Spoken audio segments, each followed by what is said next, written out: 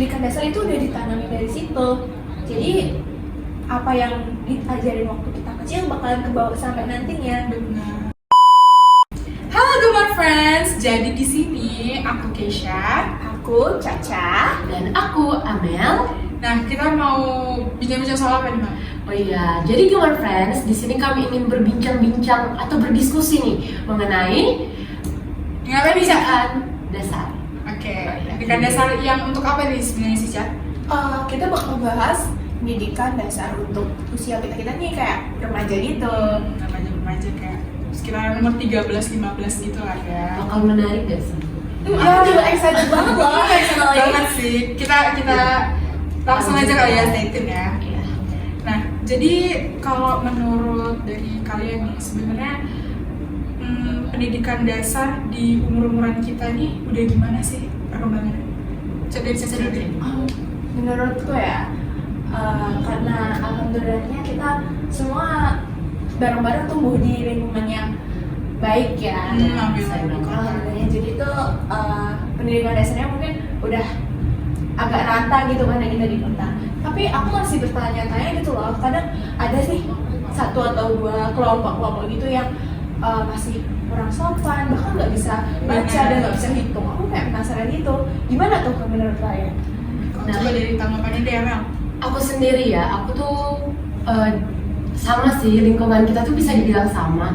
Tapi ada di lingkungan rumah aku beberapa oknum yang tentunya pendidikan dasarnya itu bisa dibilang kurang. Dimana dia masih belum bisa perkalian, pengurangan dan penjumlahan, padahal bisa dibilang tingkat pendidikan dia itu udah menengah. Tapi dia masih belum memiliki itu. So kalau menurutku kira-kira kan udah tinggal di kota yang lumayan nih ya, di lingkungan Amel sendiri. Kira-kira faktornya tuh apa sih kalau udah kayak gitu kan kotanya udah oke, pendidikannya juga udah. Kira-kira apa sih faktornya?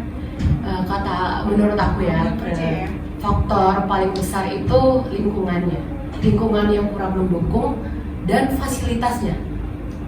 Terus faktor yang paling penting juga faktor diri sendiri. Dia tidak mendorong dirinya sendiri untuk berkembang dan lingkungannya juga tidak mendukung dia.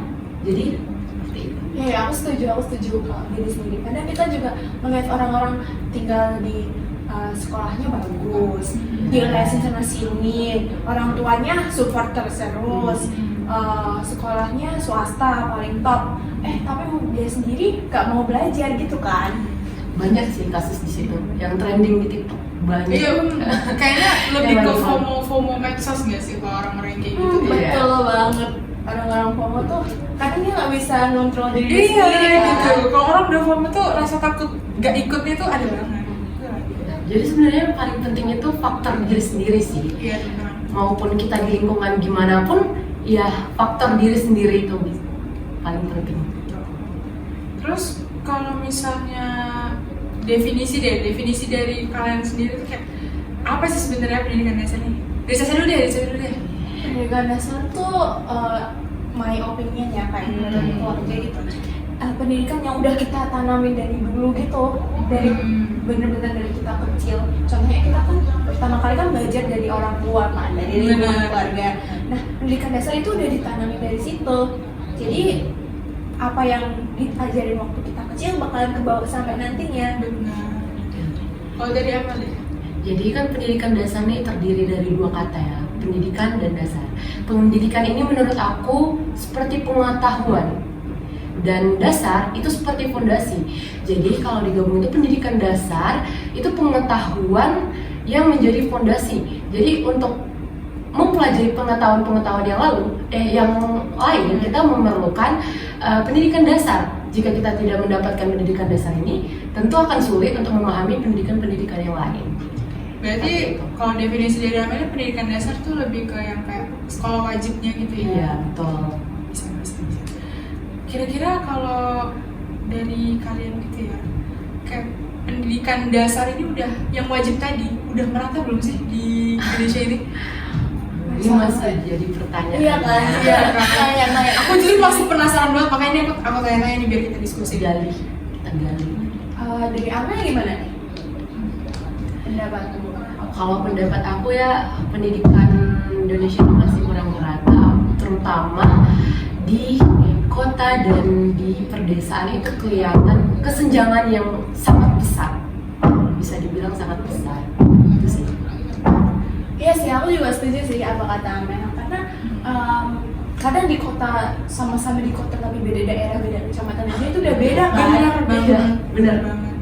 Kayak bisa aja di kota ini, tapi di kecamatan yang memang kurang diperhatiin, kayak kurang pusat lah ibaratnya, itu tuh menurut aku masih lumayan jomplang sih Iya, pendidikannya. apalagi kalau di pedesaan tempat-tempat terpencil ya, kayak gitu pasti agak kurang Iya. nggak sih? Banyak Faktornya banyak. banyak sih. Terus juga di pedesaan tuh kan biasanya karena belum merata nih sekolahnya, mereka tuh kadang ada loh yang sampai nggak sekolah karena jauh banget dari sekolah tersebut, juga masih banyak banget sih. Itulah yang jadi pertanyaan kita buat pemerintah. Gitu kan. Perlu bantuan pemerintah sih. Iya pasti sih. Kalau fasilitas ini. Ya aku juga pernah baca itu tuh masih jadi PR-nya pemerintah banget. Oh, berarti diri baca ada jurnalnya gitu ya? Aku kemarin ada sempat baca sih ya lewat di artikel Home Fit. Nanti ditambah di sini. Teng. Ayo sama-sama santai lagi. Jurnalnya tentang apa tuh, Cak? Ya itu tuh kayak kurang ratanya pendidikan di daerah-daerah Indonesia, karena Indonesia kan ini kan beragam ya. Maksudnya pemerintah itu dari kementerian, bahkan dari presiden itu juga ada survei lah ke tempat-tempat buat memastiin pendidikannya bakalan merata supaya kita bakalan jadi generasi emas gitu kan. Emas. Nah, kan kita ini kan termasuk yang tinggal di ini ya, di Sumatera nih. Kan banyak tuh diskursus bilangin kayak kalau misalnya sekolah di Jawa pasti gini, kalau misalnya sekolah di kota kayak gini. Kira-kira gimana sih tanggapannya? So dari kalian deh pendapatnya. Aku kan personalnya aku dari kecil itu di Jawa kan, aku baru SMA ini pindah ke Sumatera. Kira-kira ada nggak tuh, Cak? Kayak bedanya gitu, dari SMP ke SMA gitu. Dari aku dulu kan aku SMP di salah satu sekolah negeri yang favorit lah gitu, orang-orang ngomongnya gitu. Tapi karena ada sistemnya zonasi, ada sistem afirmasi, kadang masih harus ketampung gitu, masih harus kesaring gitu orang-orangnya. Jadi bahkan ada yang masih kurang, ada yang udah banget pinter banget gitu. Nah tapi di Sumatera ini aku benar-benar merasa agak beda gitu kan. Dulu menurutku ya di Jawa itu lingkungannya cukup keras, karena ya Jawa gitulah, Jawa tuh kota yang provinsi yang metropolitan gitu, banyak orang di sana, cukup keras lingkungannya. Jadi misalnya hari ini dituntut segini tugasnya tuh bisa numpuk kayak 3-5 tugas dalam sehari. Nah di Sumatera itu menurutku kadang bahkan bisa sehari nggak dikasih tugas, tapi gurunya pun kadang ngejelasinnya kurang leluasa gitu. Jadi kadang pelajarannya itu nggak masuk ke otak gitu kan. Sama pelajarannya itu dulu di SMP aku udah sering mempelajari gitu, tapi kalau di SMA di Sumatera ini aku kayak baru mempelajari itu, dan teman-teman yang lain pun nggak ada yang baru mempelajari itu.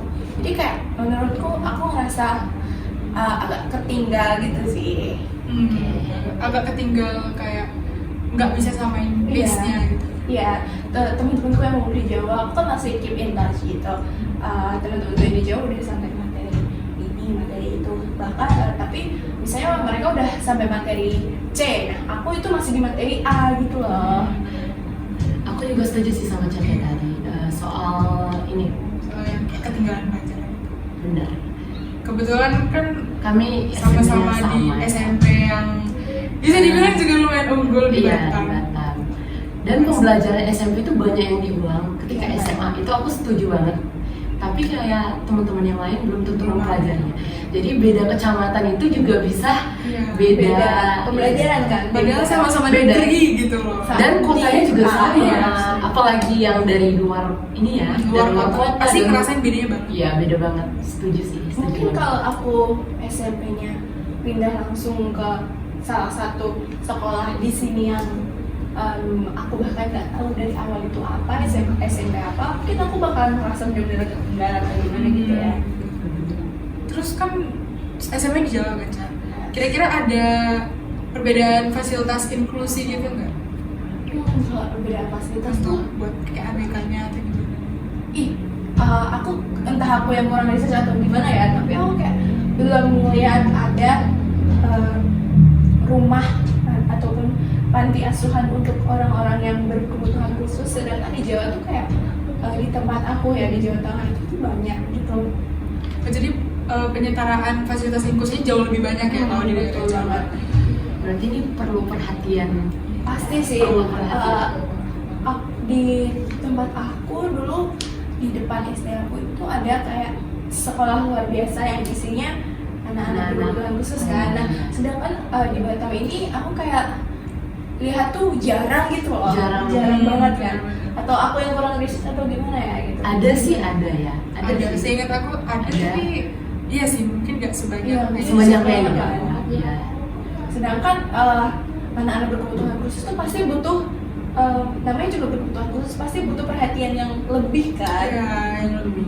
Supaya kadang aku sering baca gitu orang-orang berkebutuhan khusus tuh justru lebih pintar dan lebih unggul. IQ-nya lebih tinggi gak sih? Aku pernah baca di medsos ini. Nanti ditunjukin posannya ya teman-teman. Kita kasih fun fact nanti. Kalau dari kalian nih, kan kita udah ngomongin soal ini ya, pendidikan dasar remaja, terus juga penyetaraan pendidikan. Nah, kira-kira kalau usaha kalian deh, kira-kira kedepannya tuh mesti ngapain deh? Para masyarakat, pemerintah atau apapun itu deh, bagusnya gimana? Nextnya? Oke, kalau tempat diusahakan. Oke guys, balik lagi. Nah oke, kalau dari siapa nih mau kasih tau? Aku dulu. Boleh. Jadi ya untuk menurut aku ya dalam masyarakat untuk meratakan pendidikan ini upayanya itu mungkin dalam keluarga perlu memberikan dorongan nih kepada siswa-siswinya untuk mendapatkan pendidikan gitu. Dan untuk pemerintah perlunya pemerataan fasilitas karena kita melihat yang fasilitas yang cukup kurang rata ya. Iya, aku setuju. Cuma di kota-kota gitu. Betul. Sama buat anak-anak berkebutuhan khusus itu kita juga butuh banget sih dari pemerintah. Karena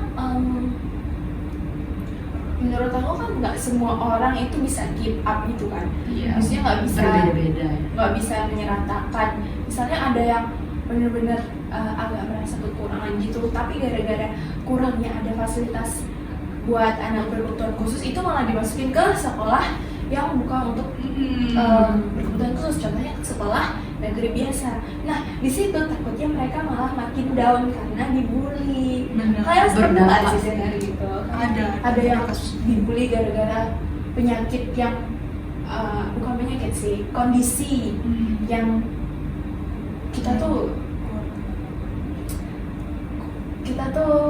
kondisi spesial ya, kondisi spesial gitu kan. Terus buat pemerintah juga, iya sih menurutku aku sama kayak kita perlu menyeratakan fasilitasnya karena negeri kan itu kan dari sekolah ya, dari pemerintah ya. Itu tuh semua fasilitasnya, misalnya kayak kenyamanannya itu juga dari sekolah karena sekolah itu dikasih dana bos sama pemerintah, sama negeri, sama negara gitu kan. Nah kalau untuk aku pribadi juga ya, aku juga setuju sama pendapat kalian. Dan untuk dari masing-masing keluarga juga harus jauh lebih aware lagi, jangan apa ya, intinya jangan dibiarin gitu aja. Dari masyarakat juga harus jauh lebih perhatian juga sama teman-teman kita yang spesial. Nah maka dari itu, kami di sini sebagai masyarakat juga meluncurkan program Gen Z Mengajar. Jadi Gen Z Mengajar ini sama fungsinya supaya membantu teman-teman sekalian supaya jauh lebih paham ya. Kami sama-sama belajar bareng-bareng. Iya, kita belajar bareng-bareng. Supaya kita semua tuh sama-sama paham. Benar. Nanti teman-teman jangan lupa dicek ya di link di bawah ini. Jangan lupa subscribe YouTube kita juga ya teman-teman. Like dan komen, share. Subscribe. Terima kasih. Jadi Terima kasih. Aku Gisha Aku Caca. Aku Amel dari Gen Z